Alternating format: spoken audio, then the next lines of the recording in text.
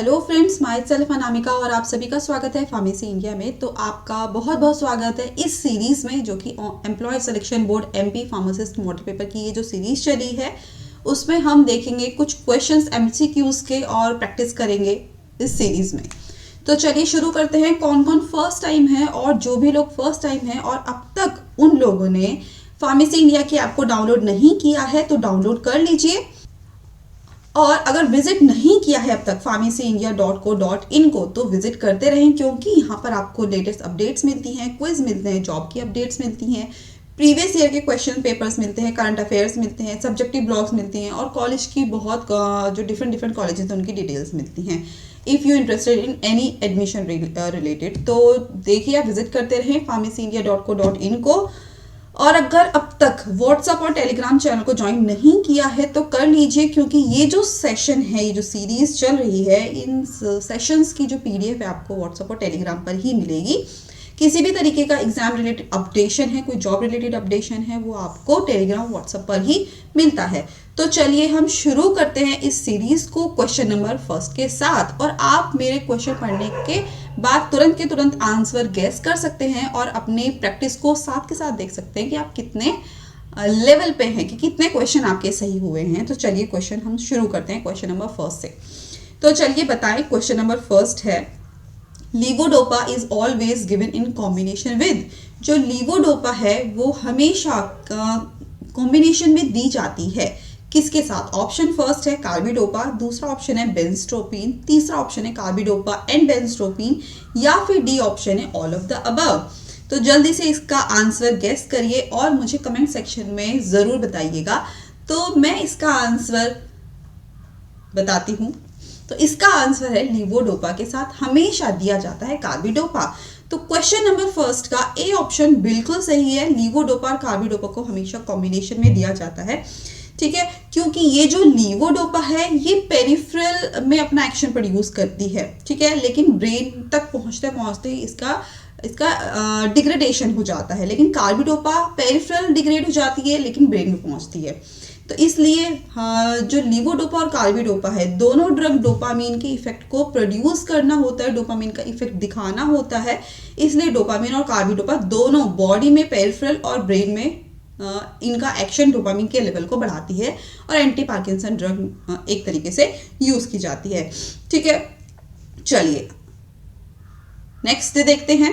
और देखिए, एक चीज और यहाँ पर बहुत अच्छी की गई है फार्मेसी इंडिया की तरफ से, अगर आपने ध्यान देंगे आप, तो जो भी आपको एक्सप्लेनेशन दिया जा रहा है, कोई भी ऑप्शन हो, उसमें आपको रेफरेंस दिया जा रहा है कि कहाँ से वो रेफरेंस लिया गया है। क्योंकि कई बार होता है कि बहुत सारे जो स्टूडेंट्स हैं वो ऐसा बोलते हैं कि हमने ऐसा पढ़ा है या फिर हमने इस बुक से हमने ऐसा पढ़ा है। तो आपको जो एक्सप्लेनेशन दिया जा रहा है वो इस लीवोडोपा को कार्बिडोपा के साथ इसलिए दिया जाता है, वो रीजन जो है हमने कहाँ से लिया है, केडी त्रिपाठी से लिया है, ठीक है, 8th एडिशन से लिया गया है और पेज नंबर 522 से लिया गया है। अगर किसी को और एक्सप्लेनेशन चाहिए इस क्वेश्चन से रिलेटेड तो आप पेज नंबर 522 केडी त्रिपाठी का जाके रेफर कर सकते हैं, देख सकते हैं, चेक कर सकते हैं और जानकारी ले सकते हैं। तो इसी तरीके से फार्मेसी इंडिया ने रेफरेंस लिखा है कि कहाँ से एक्सप्लेनेशन दिया गया है, और ये बहुत अच्छी मुहिम, बहुत अच्छी चलाई है, मुझे तो बहुत पसंद आई। आप लोगों को कैसी लगी मुझे कमेंट सेक्शन में कमेंट करके जरूर बताइएगा। चलिए क्वेश्चन नंबर सेकंड की तरफ बढ़ते हैं। Substances that bind to receptor are known as. ऐसे सब्सटेंसेस जो कि बाइंड करते हैं रिसेप्टर से, उनको कहा जाता है पोटेंसी कहा जाता है, लाइगेंड्स कहा जाता है, बोथ ए एंड बी कहा जाता है, या फिर नन ऑफ द अबव कहा जाता है। चलिए बताएं क्वेश्चन नंबर सेकंड का आंसर। तो इसका आंसर है, देखो अक्सर क्या होता है, हम बोथ ए एंड बी पे सोचते हैं या फिर नन ऑफ द अबव पे सोचते हैं। तो सेकंड क्वेश्चन का आंसर हमारा लाइगेंड्स, ठीक है। तो ऐसे सब्सटेंस जो कि बाइंड करते हैं अपने रिसेप्टर्स पे, ठीक है, लाइगेंड्स कहलाए जाते हैं। लाइगेंड्स हमारे एगोनिस्ट की तरह भी काम करते हैं, ठीक है, वो हमारे एगोनिस्ट की तरह एक ऐसे सब्सटेंस की तरह काम करते हैं जो कि अपने पर्टिकुलर रिसेप्टर पे बाइंड करके अपना एक्शन प्रोड्यूस करते हैं। पोटेंसी क्या है? ड्रग की इंटेंसिटी है कि कितनी स्ट्रेंथ के साथ वो अपने रिसेप्टर के साथ बाइंड हो रहा है। तो पोटेंसी नहीं हो सकता है, ठीक है। तो substance that bind to receptor that is ligand, कितनी स्ट्रेंथ नहीं पूछी गई है यहाँ पर, है ना। तो बोथ ए एंड बी भी करेक्ट नहीं होगा, यहाँ पर सेकंड ऑप्शन का आंसर सेकंड ही बिल्कुल सही है। और इसका रेफरेंस हमने गुडमैन गिलमैन बुक से लिया गया है। बहुत सारे स्टूडेंट्स ऐसे हैं जिनको कई सिर्फ ये पता है कि केडी त्रिपाठी एक बुक है, ठीक है, हैरिसन एक बुक है, लेकिन बहुत अच्छी बुक है गुडमैन गिलमैन भी, ये रेफरेंस बुक है। तो गुडमैन गिलमैन बुक जो 13th एडिशन है उसका पेज नंबर 12 से ये हमने इसका एक्सप्लेनेशन देखा है। तो लाइगेंड्स ऐसे मॉलिक्यूल हैं, चाहे उन्हें ड्रग्स कह लो, चाहे हॉर्मोन्स कह लो, चाहे न्यूरोट्रांसमीटर कह लो, जो कि अपने रिसेप्टर साइट पे बाइंड होकर अपना एक्शन प्रोड्यूस करते हैं। चलिए क्वेश्चन नंबर 3 की तरफ बढ़ते हैं। क्वेश्चन नंबर 3 है streptomycin is used for the treatment of. अब पूछा गया है स्ट्रेप्टोमाइसिन यूज किया जाता है किसके ट्रीटमेंट में। फर्स्ट ऑप्शन ट्यूबरक्लोसिस, दूसरा ऑप्शन आई इन्फेक्शन, तीसरा ऑप्शन हार्ट डिजीज, या फिर D option all of these. अक्सर ये देखकर कंफ्यूज हो जाते हैं, तो इसको देखकर कंफ्यूज नहीं होइएगा, ठीक है। जो आंसर आपको पता है वही बताइएगा। तो स्ट्रेप्टोमाइसिन किसके ट्रीटमेंट में यूज किया जाता है, चलिए जल्दी से बताएं इसका आंसर। मेरे बताने से पहले आप गैस करके कमेंट करके जल्दी से बता दो, क्योंकि वरना मैं बता दूंगी। क्वेश्चन नंबर 3 का आंसर है ए, ट्यूबरक्लोसिस। तो स्ट्रेप्टोमाइसिन को यूज किया जाता है ट्यूबरक्लोसिस के ट्रीटमेंट में, ठीक है। और अगर स्ट्रेप्टोमाइसिन की बात की जाए तो ये क्या है, हमारा अमीनोग्लाइकोसाइड एंटी बायोटिक ड्रग है हमारी स्ट्रेप्टोमाइसिन, जिसको ट्यूबरक्लोसिस के ट्रीटमेंट में यूज किया जाता है, जिसको टीबी के ट्रीटमेंट में यूज किया जाता है, ना कि आई इन्फेक्शन, हार्ट डिजीज या फिर ये सब के इन्फेक्शन को ट्रीट नहीं करता है। स्ट्रेप्टोमाइसिन हमारा अमीनोग्लाइकोसाइड एक एंटीबायोटिक, जिसको ट्यूबरक्लोसिस के ट्रीटमेंट में यूज किया जाता है। एक और यहाँ पर क्वेश्चन ये बनता है कि ये फर्स्ट लाइन ट्रीटमेंट है या सेकेंड लाइन ट्रीटमेंट है। तो स्ट्रेप्टोमाइसिन जो ट्रीटमेंट दिया जाता है वो सेकेंड लाइन ट्रीटमेंट दिया जाता है इन ट्यूबरक्लोसिस। फर्स्ट लाइन ट्रीटमेंट नहीं है आई इन्फेक्शन और हार्ट डिजीज के लिए, ठीक है। और ये रेफरेंस भी आप देख लीजिए, रेफरेंस लिखा है पेज नंबर 784, केडी त्रिपाठी से लिया गया है। क्वेश्चन नंबर 4 की तरफ बढ़ते हैं। Which of the following is obtain from vinca. इनमें से कौन सा जो नीचे दिया गया है हमें विनका से मिलता है, ऑब्टेन होता है। विनक्रिस्टीन, एजिथ्रोमाइसिन, नियोमाइसिन या फिर नन ऑफ दीज। देखो विनका, ठीक है, विनका रोज, या आपने सदाबहार का नाम सुना होगा, है ना। तो ठीक है, चलिए जल्दी से पहले गैस करिए। तो इसका आंसर है क्वेश्चन नंबर 4 का ए, विनक्रिस्टीन। आपने विनका सुना होगा, विनका रोजिया, सदाबहार जिसको बोलते हैं, अक्सर आपने देखा भी होगा घर में व्हाइट कलर के और उसमें पिंक कलर के फ्लावर खिलते हैं अक्सर, ठीक है, और सदाबहार बोला जाता है। तो विनका रोजिया प्लांट का नेम है, जिसको हम शॉर्ट में विनका बोलते हैं। इस विनका से हमें विनक्रिस्टीन केमिकल कॉन्स्टिट्यूएंट मिलता है, ठीक है। एजिथ्रोमाइसिन और नियोमाइसिन हमारी एंटीबायोटिक ड्रग हैं, ओके, जो कि बैक्टीरिया के अगेंस्ट काम करती है। लेकिन विनका रोजिया या फिर विनक्रिस्टीन ऐसे केमिकल कॉन्स्टेंट जो कि एंटी नियोप्लास्टिक है। और एंटी नियोप्लास्टिक जो भी ड्रग है, जो भी हमारी जितनी भी हमारी एंटी नियोप्लास्टिक ड्रग है वो हमारी कैंसर ट्रीटमेंट में यूज की जाती है। तो विनक्रिस्टीन ऑब्टेन होता है विनका रोजिया से, जो कि एंटी नियोप्लास्टिक की तरह काम करता है, ठीक है। और आजकल इसको कैथरेंथस रोजियस के नाम से भी जाना जाता है। कैंसर कीमोथेरेपी में यूज किया जाता है, स्पेशली फॉर लिम्फोमाज एंड ल्यूकेमियाज। और इसका रेफरेंस हमें गुडमैन गिलमैन से पेज नंबर 1095 से मिलता है। तो चलिए क्वेश्चन नंबर 5 की तरफ बढ़ते हैं। Pimozide act by blocking receptor. Pimozide act करता है बाय ब्लॉकिंग रिसेप्टर। कौन से रिसेप्टर को ब्लॉक करके? फर्स्ट ऑप्शन D2, दूसरा ऑप्शन D3, तीसरा ऑप्शन HT1 या फिर फोर्थ ऑप्शन HT3। चलिए जल्दी से बताएं। इसका आंसर है पीमोजाइड एक्ट बाय ब्लॉकिंग रिसेप्टर। इसका आंसर है फर्स्ट का ए, ठीक है, D2 रिसेप्टर। ध्यान रखेगा, जो पीमोजाइड ड्रग है वो एक्ट करती है D2 रिसेप्टर पे और इस रिसेप्टर को ब्लॉक करती है, ठीक है। ना ही 5-HT3 पे, ना ही 5-HT1 पे, ना ही डोपामिन 3 पे। पीमोजाइड एक्ट करती है बाय ब्लॉकिंग रिसेप्टर D2। और ये जो पीमोजाइड ड्रग है ये एंटी साइकोटिक ड्रग है। एंटी साइकोटिक ड्रग वो ड्रग होती हैं जो भी साइकोसिस की ट्रीटमेंट में यूज करते हैं।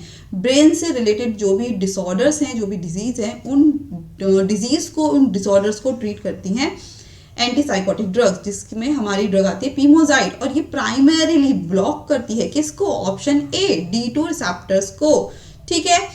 डोपामाइन रिसेप्टर को, ताकि जो डोपामीन का लेवल बढ़ चुका है ब्रेन में, जिसकी वजह से बहुत सारे अब हमें ऐसे साइकोसिस सिम्टम दिखाई देते हैं, वो रिड्यूस हो जाते हैं।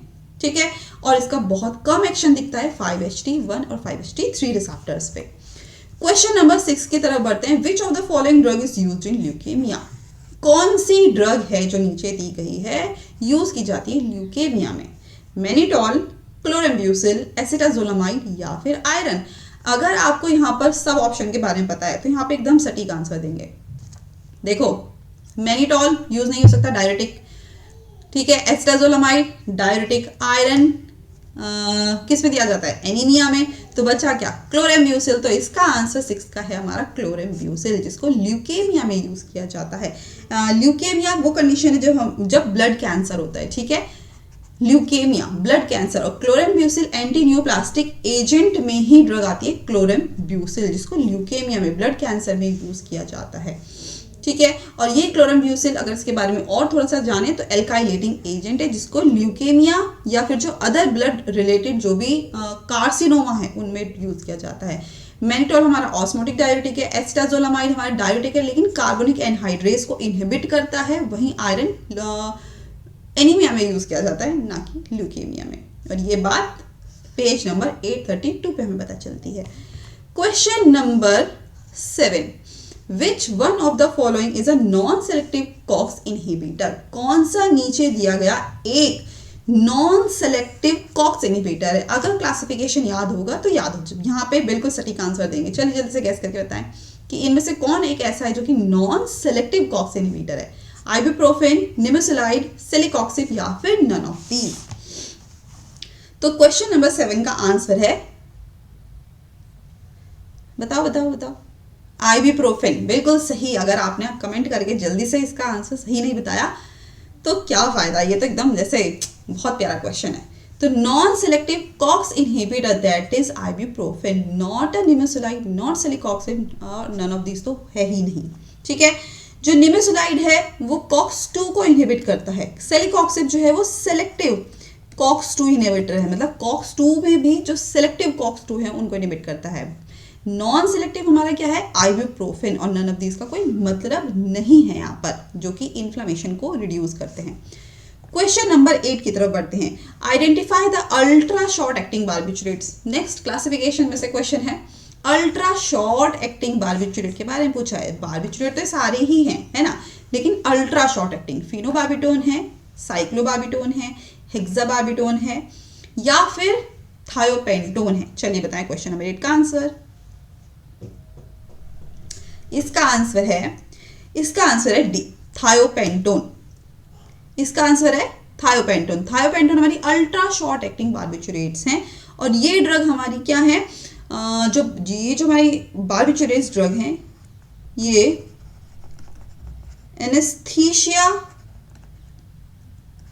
एनेस्थीसिया इंड्यूस कराने के लिए काम की जाती है। ठीक है, इंड्यूस करवाना एनेस्थीसिया। तो थायोपेंटोन हमारी ऐसी ड्रग है जो कि अल्ट्रा शॉर्ट एक्टिंग बार्बिट्यूरेट्स है।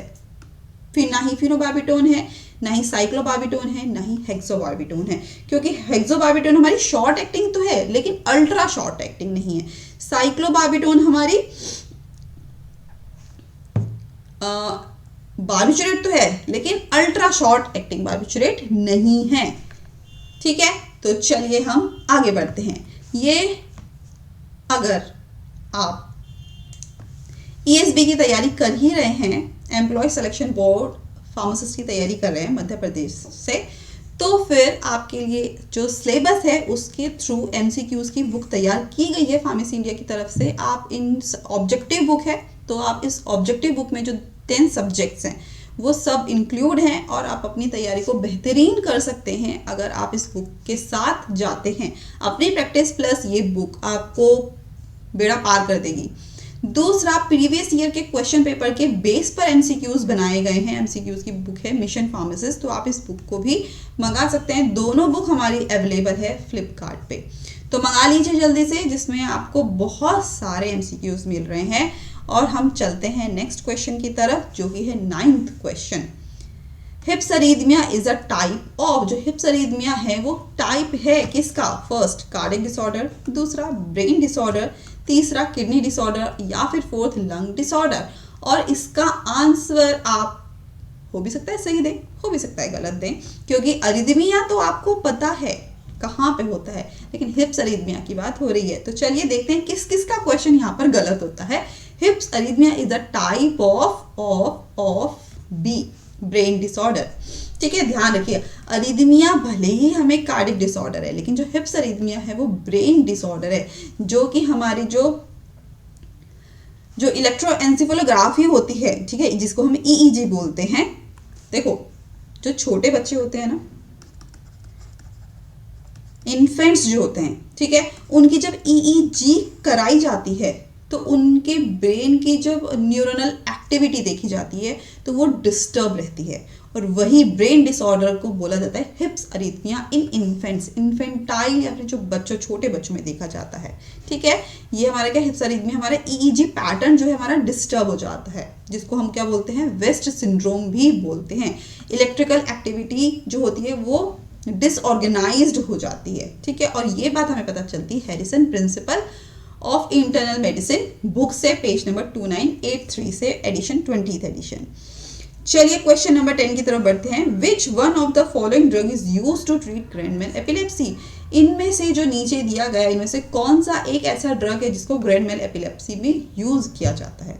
और इसका आंसर आप सही बताएंगे, मुझे पूरी उम्मीद है। फर्स्ट ऑप्शन है फेनेटॉइन, दूसरा ऑप्शन है डायज़ेपाम, तीसरा ऑप्शन है क्लोनाज़ेपाम और फोर्थ ऑप्शन है नन ऑफ द अबव। चलिए बताएं क्वेश्चन नंबर 10 का आंसर, और इसका आंसर है ए ऑप्शन इसका बिल्कुल सही है। जिसने ए को कमेंट किया है, जिसने ए को गेस किया है, वो लोग बिल्कुल सही हैं। आपकी तैयारी बहुत सही चल रही है। तो ऐसी ड्रग जो कि ग्रैंड मैल एपिलेप्सी में यूज किया जाता है, दैट इज फेनेटॉइन। ठीक है, तो फेनेटॉइन हमारी फर्स्ट लाइन ट्रीटमेंट है ग्रैंड मैल एपिलेप्सी को, और ग्रैंड मैल एपिलेप्सी को हम जनरलाइज टोनिक क्लोनिक सीजर भी बोलते हैं, जो कि फर्स्ट लाइन ड्रग है, जैसे कि मैंने बताया, जो कि क्या करता है, न्यूरोनल फायरिंग को, जो न्यूरॉन्स जो हमारी मेम्ब्रेन है, जो न्यूरोनल मेम्ब्रेन है, ठीक है, उसको स्टेबलाइज करता है, ताकि वो जो बार बार इम्पल्स कंडक्शन हो रहा है हमारे ब्रेन में, जो फायरिंग हो रही है जो नर्व्स के थ्रू, जो न्यूरॉन्स के थ्रू, जो हमारे सिग्नल्स बार बार अटैक कर रहे हैं, वो जो फायरिंग हो रही है उसको ये स्टेबल करती है। ठीक है, इसकी फायरिंग को स्टॉप करती है फेनेटॉइन, जो कि फर्स्ट लाइन ट्रीटमेंट है। डायज़ेपाम क्यों इसका ऑप्शन नहीं है? क्योंकि स्टेटस एपिलेप्टिकस में यूज किया जाता है, ना ही ग्रैंड मैल एपिलेप्सी में। क्लोनाज़ेपाम को यूज किया जाता है एब्सेंस सीजर में, not in grand mal epilepsy, और या फिर कह सकते हैं मायोक्रोनिक एपिलेप्सी में यूज किया जाता है, जनरलाइज टोनिक क्लोनिक सीजर में यूज नहीं किया जाता है। क्वेश्चन नंबर 11 है, the effect of sulfonylurea is an example where drug modulate ion channel. Sulfonylurea का जो इफेक्ट है वो एक एग्जाम्पल है जहां पर ड्रग मॉड्यूलेट करती है आयन चैनल के थ्रू। हाइपरग्लाइसीमिया इफेक्ट प्रोड्यूस करता है, हाइपोग्लाइसेमिक इफेक्ट प्रोड्यूस करता है, एंजियोजेनिक प्रोड्यूस करता है, या फिर एंटी एलर्जिक। अगर एंजियोजेनिक का मतलब नहीं पता, एंजियोजेनिक ऐसे सब्सटेंस जो कि एंजाइटी कॉज करें, कर रहे हैं। चलिए इसका आंसर फटाफट से जिसका जवाब दें मुझे कमेंट सेक्शन में। और क्वेश्चन नंबर 11 का आंसर है हाइपोग्लाइसीमिया, क्योंकि जब हम हाइपोग्लाइसेमिक एजेंट्स पढ़ते हैं तो सल्फोनाइल ड्रग या सल्फोनाइल एजेंट्स, इसके अंदर ऐसी ड्रग्स आती हैं सल्फोनाइल यूरिया के अंदर, ऐसे एजेंट्स है ये जो कि शुगर लेवल को कम करते हैं, इंसुलिन के कंसंट्रेशन को पेनक्रियास के थ्रू, बीटा लैंगरहैंस सेल्स के थ्रू इंसुलिन के सिक्रीशन को बढ़ा देती हैं और हाइपोग्लाइसेमिक इफेक्ट प्रोड्यूस करती हैं। तो जब हाइपोग्लाइसेमिक इफेक्ट होगा तो ग्लूकोज का लेवल ब्लड के अंदर कम हो जाएगा। हाइपरग्लाइसेमिक मतलब शुगर लेवल बढ़ रहा है, तो हाइपरग्लाइसेमिक नहीं हो सकता है। एंजियोजेनिक बिल्कुल भी नहीं होगा, एंजाइटी से इसका कोई लेना देना नहीं है। एंटी एलर्जिक भी नहीं होगा, तो बचा क्या, बी ऑप्शन हाइपोग्लाइसेमिक। और ये बात हमें पता चलती है के.डी. त्रिपाठी के page number 267 addition 8th addition से। चलिए क्वेश्चन नंबर 12 की तरफ बढ़ते हैं। Select nasal decongestant from the following drug. हमें सेलेक्ट करना है नेजल डीकंजेस्टेंट जो नीचे दिए गए हैं ड्रग उनमें से। तो फिनाइलेफ्रिन है, थियोफाइलिन है, एट्रोपिन है, या फिर ऑल ऑफ द अबव है। चलिए इसका आंसर बताएं फटाफट से। इसका आंसर है फिनाइल एफ्रिन। ठीक है, जो फिनाइल एफ्रिन है वो क्या करती है, वो नेजल डीकंजेस्टेंट की तरह काम करती है, क्योंकि ये जो ड्रग है फिनाइल एफ्रिन, ये सिम्पैथोमाइमेटिक ड्रग है जिसका काम होता है वैसोकॉन्स्ट्रिक्शन कॉज करने का। और ये वैसोकॉन्स्ट्रिक्शन होगा जो हमारे नाक के जो वेसल्स हैं उसमें वैसोकॉन्स्ट्रिक्शन होगा, जिसकी वजह से वो जो उलझन हो रही है, जो कंजेशन हो रहा है, वो डीकंजेस्टेंट की फॉर्म में बदल जाएगा। क्योंकि सिम्पैथोमाइमेटिक ड्रग्स हैं, सिम्पैथोमाइमेटिक ड्रग्स का नेजल में वैसोकॉन्स्ट्रिक्शन का काम होता है। ठीक है, इसलिए फिनाइल एफ्रिन को नेजल डीकंजेस्टेंट की तरह यूज किया जाता है। एट्रोपिन हमारी एंटीकोलिनर्जिक ड्रग है। थियोफाइलिन हमारी ब्रोंकोडाइलेटर ड्रग है। ब्रोंकोडाइलेटर ड्रग है, तो ना ही ब्रोंकोडाइलेटर की तरह यूज किया जाएगा नेजल डीकंजेस्टेंट में, ना ही एंटीकोलिनर्जिक ड्रग यूज की जाती है। यूज किया जाता है फिनाइल एफ्रिन, जो कि सिम्पैथोमाइमेटिक ड्रग है, वैसोकॉन्स्ट्रिक्शन कॉज करती है नेजल की वेसल्स में। तो इसका आंसर हमें कहां से पता चलता है, केडी त्रिपाठी के पेज नंबर 328 एडिशन से। क्वेश्चन नंबर 13, चलिए बताएं, विच of the following is not an adverse effect of codeine? कौन सा एक नीचे दिया गया में से नहीं है not an adverse effect of codeine? Codeine का एडवर्स इफेक्ट नहीं है। तो कोडीन का एडवर्स इफेक्ट कॉन्स्टिपेशन नहीं है, ड्राउजीनेस नहीं है, या फिर दोनों ही नहीं है, या फिर डायरिया। कौन सा नहीं है? देखो, अगर कोडीन के बारे में हम जानते हैं तो कॉन्स्टिपेशन भी करता है, ड्राउजीनेस भी करता है, तो ये दोनों भी नहीं है। अब जब ये दोनों नहीं है तो ए और बी भी कैंसिल हो गया, बचा क्या, डायरिया। तो डायरिया नहीं है भाई, डायरिया में तो यूज किया जाता है। ठीक है, तो कोडीन को ऐसे डायरिया में यूज किया जाता है क्योंकि इसका एक्शन दिखता है हमें कॉन्स्टिपेशन जैसा, इसलिए डायरिया को ट्रीट करता है कोडीन। तो इसका एडवर्स इफेक्ट कैसे हो जाएगा? ठीक है, चलिए क्वेश्चन नंबर 14 की तरफ बढ़ते हैं। The agent which suppress appetite and help in the treatment of obesity are. ऐसा एजेंट जो कि भूख को कम करता है और ओबेसिटी को ट्रीट करता है, मदद करता है ओबेसिटी के ट्रीटमेंट में। फर्स्ट ऑप्शन एंटी हाइपरलिपिडेमिक, दूसरा हाइपोग्लाइसेमिक्स, तीसरा एनोरेक्सियंट्स, या फिर D none of the above. इसका आंसर बताएं जल्दी से। तो इसका आंसर है ऐसा एजेंट जो कि भूख को सप्रेस करता है और ओबेसिटी को ट्रीट करता है। भाई जब भूख नहीं लगेगी तो खाएगा नहीं, इंसान खाएगा नहीं तो वो फैट में कन्वर्ट नहीं होगा। और ऐसी ड्रग्स है हमारी सी ऑप्शन एनोरेक्सियंट्स। तो एनोरेक्सियंट्स ही ऐसी कैटेगरी में ड्रग आती हैं जो कि भूख को सप्रेस करती हैं। ठीक है, एनोरेक्सियंट्स एपेटाइट सप्रेसर हैं जो कि भूख लगने नहीं देती हैं और ओबेसिटी के ट्रीटमेंट में इसको यूज किया जाता है। एंटी हाइपरलिपिडेमिक क्यों नहीं होगा? क्योंकि ये लिपिड लेवल को कम करती हैं। हाइपोग्लाइसेमिक ड्रग्स जो ग्लूकोज का लेवल बढ़ गया उसको कम करती हैं, लेकिन एनोरेक्सियंट्स भूख को कम करती हैं। तो इसलिए यहाँ पर थर्ड ऑप्शन बिल्कुल सही है और ये बात पता चलती है केडी त्रिपाठी के पेज नंबर 522 8th एडिशन से। Question number 15। अच्छा मुझे बताओ 15 क्वेश्चन होने तक किसके कितने सही हुए हैं। चलिए, एल्यूमिनियम हाइड्रोक्साइड, क्वेश्चन नंबर 15 है, aluminium hydroxide and magnesium hydroxide antacids are given in combination 2। जो एल्यूमिनियम हाइड्रोक्साइड है और मैग्नीशियम हाइड्रोक्साइड एंटासिड जो है उनको दिया जाता है कॉम्बिनेशन। किसके लिए किसको कॉम्बिनेशन के लिए? First, counteract the constipative effect of aluminum hydroxide with the laxative effect of magnesium hydroxide. दूसरा option, counteract the laxative effect of aluminum hydroxide with the constipative effect of magnesium hydroxide, या फिर सी get a synergistic effect, या फिर D all of the above। देखो all of the above cancel, ठीक है। synergistic effect देखो भाई, aluminium hydroxide और मैग्नीशियम हाइड्रोक्साइड एंटासिड का जो कॉम्बिनेशन है वो सिनर्जिस्टिक इफेक्ट प्रोड्यूस नहीं करता है, तो ये ऑप्शन भी कैंसिल। अब बात करते हैं इनकी। तो देखो एल्यूमिनियम हाइड्रोक्साइड जो है वो कॉन्स्टिपेटिव इफेक्ट प्रोड्यूस करता है, ठीक है, और मैग्नीशियम हाइड्रोक्साइड हमारा लेक्सेटिव इफेक्ट प्रोड्यूस करता है। तो दोनों के कॉम्बिनेशन को इनके इफेक्ट कम करने के लिए यूज किया जाता है। तो इसलिए ऑप्शन क्या होगा? बी नहीं हो सकता है, क्योंकि एल्यूमिनियम हाइड्रोक्साइड कॉन्स्टिपेटिव इफेक्ट देता है, लेक्सेटिव इफेक्ट नहीं देता है। तो ऑप्शन बी भी यहाँ पर कैंसिल। इसलिए आंसर यहाँ पर क्या सही होगा? A option is the right option. क्योंकि एल्यूमिनियम हाइड्रोक्साइड कॉन्स्टिपेटिव इफेक्ट प्रोड्यूस करता है, magnesium hydroxide laxative effect produce करता है, और दोनों का कॉम्बिनेशन इन दोनों के इफेक्ट को कम करने के लिए यूज किया जाता है ताकि वो इस इफेक्ट को बैलेंस कर सकें। ठीक है, तो चलिए क्वेश्चन नंबर 15 का एक्सप्लेनेशन आपको सामने दिख ही रहा है कहाँ से लिया गया है। ओके, क्वेश्चन नंबर 16 पूछा जा रहा है identify the incorrect statement.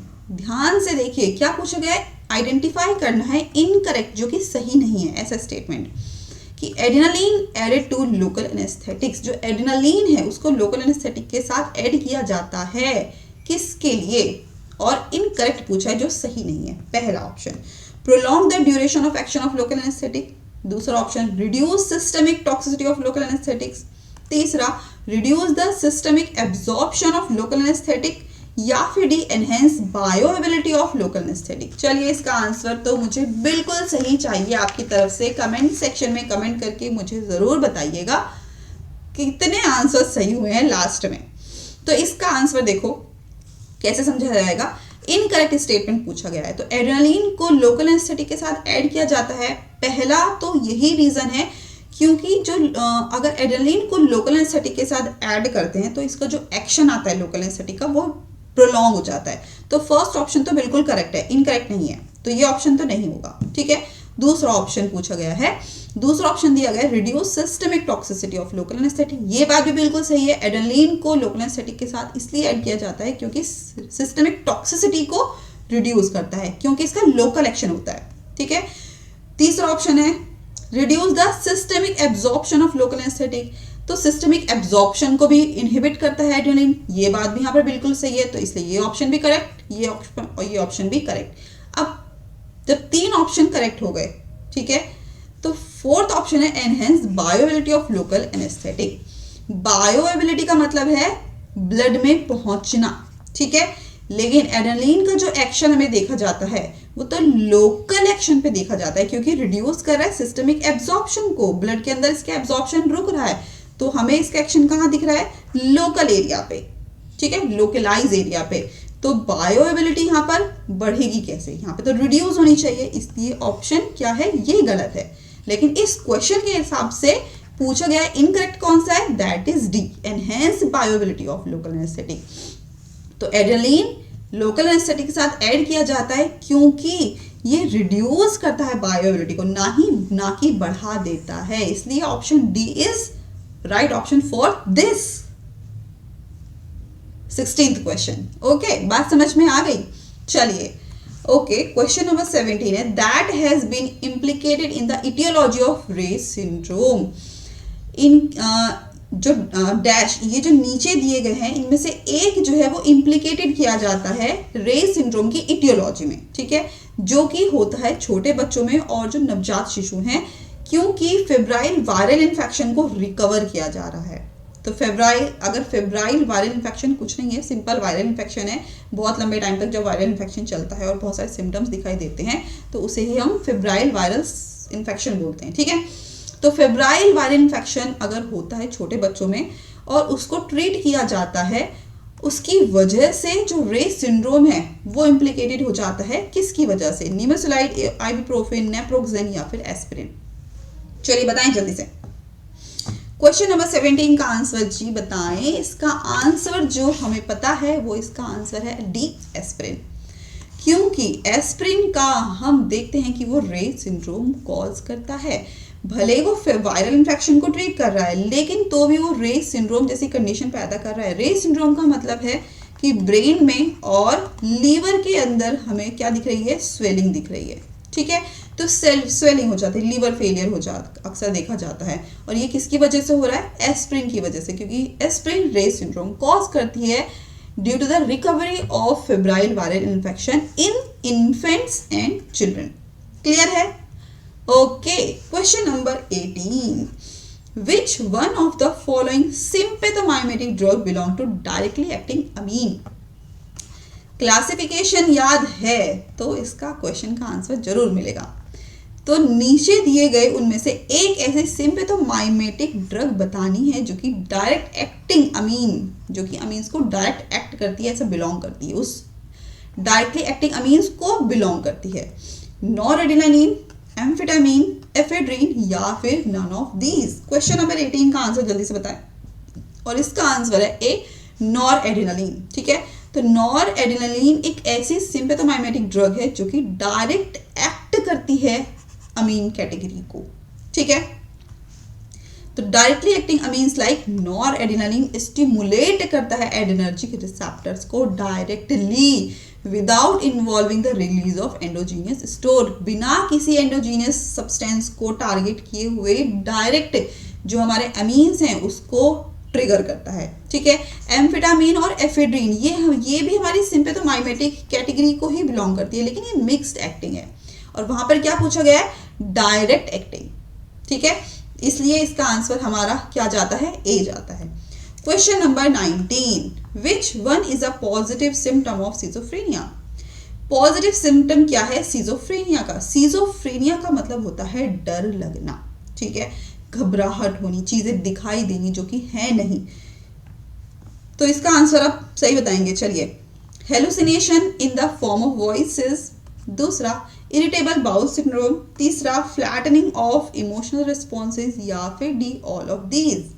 Schizophrenia में क्या हेलुसिनेशन दिखाई देता है आवाज के साथ, इरिटेबल बाउल सिंड्रोम होता है जिसको हम IBS बोलते हैं, फ्लैटरिंग ऑफ इमोशनल रिस्पॉन्स दिखाई देता है कि अपनी बात जो हमारे इमोशन से वो कह ना पाना। ठीक है, या फिर ये सभी दिखाई देता है। चलिए जल्दी से बताएं। इसका आंसर 19 का है A, hallucination in the form of voices. एक भ्रम जैसी स्थिति हो जाती है, जो चीज़ एक्चुअली में है नहीं, हम वैसी चीज़ इमेज क्रिएट कर लेते हैं। हमें उसकी बातें भी सुनाई देंगी, हमें उसकी आवाज़ भी सुनाई देगी, चाहे वो इंसान हो, चाहे वो कोई एनिमल हो, चाहे कोई भी हो, हम एक इमेज क्रिएट करते हैं हेलुसिनेशन में और उसकी वॉइसेस हमें दिखाई देती हैं सिजोफ्रेनिया की कंडीशन में, और इसका पॉजिटिव सिम्टम है। और ये बात पता चलती है KD त्रिपाठी के 8th एडिशन पेज नंबर 451 से। क्लियर है? चलिए, question number 20, reserpine is an example of. जो रिजरपाइन है वो एग्जाम्पल है किसका? ब्यूटाइरोफिनॉन्स का, रो वुल्फी एल्कलॉइड का, फिनोथाइजीन डेरिवेटिव का या फिर नन ऑफ दीज का। और इसका आंसर तो मुझे पक्का पता है, आप बिल्कुल सही बताएंगे क्योंकि इसका आंसर है बी, रो वुल्फी एल्कलॉइड। रिजरपाइन क्या है? हमारा रो वुल्फी एल्कलॉइड है। ठीक है, और रो वुल्फी एल्कलॉइड जो कि क्या करते हैं? कैटेकोलामाइन के इफेक्ट को कम करते हैं। कैटेकोलामाइन मतलब जो कैटेकोलामाइंस है, सेरोटोनिन है, हमारा एड्रेनलिन है, नॉरएपिनेफ्रिन है, ये जो हमारे नर्व टर्मिनल से रिलीज हो रहे हैं कैटेकोलामाइन, उसके इफेक्ट को डिप्लीट करता है, कम करता है, और sedation anti hypertensive effect produce करता है। ठीक है, इट इज नॉट अ ब्यूटाइरोफिनॉन और फिनोथाइजीन डेरिवेटिव। ये हमारा ब्यूटाइरोफिनॉन और फिनोथाइजीन डेरिवेटिव नहीं है। ठीक है, question number 21, spontaneous movements are minimise.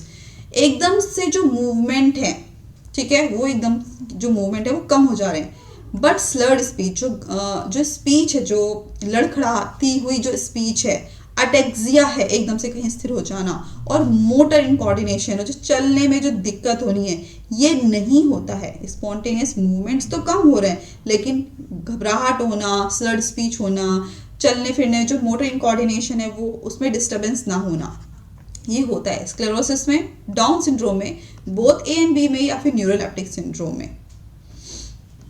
देखिए, स्क्लेरोसिस हमारी ऑटोइम्यून डिसऑर्डर है। ठीक है, डाउन सिंड्रोम क्रोमोसोमल डिफेक्ट है, तो तीनों के तीनों नहीं हो सकते, तो क्या बचा? Neuroleptic syndrome. तो बिल्कुल सही है, न्यूरोलेप्टिक सिंड्रोम। किस किस का ये क्वेश्चन बिल्कुल सही है, मुझे जल्दी से बताओ कमेंट करके।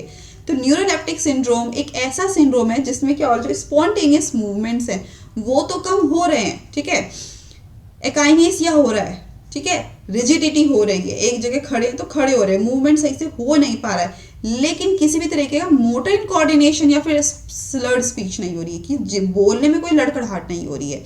ठीक है, जिस टाइम हम चल रहे हैं उस टाइम कोई इनकोऑर्डिनेशन नहीं हो रहा है। और मोटर इनकोऑर्डिनेशन का मतलब होता है कि जैसे मान लो जो पैर हमारा चलता है उसके अपोजिट हमारा हैंड चलता है, तो ऐसा नहीं है कि हम जो जैसे बोलते हैं उसके बिहाफ में हमारे हाथ चलते हैं, तो ऐसा नहीं है कि हम बोल कुछ रहे हैं हाथ पैर कुछ और चल रहे हैं, ऐसा नहीं है। ठीक है, लेकिन स्क्लेरोसिस और डाउन सिंड्रोम से तो कोई इसका मतलब ही नहीं है। तो बचा क्या हमारा? D option, neuroleptic syndrome.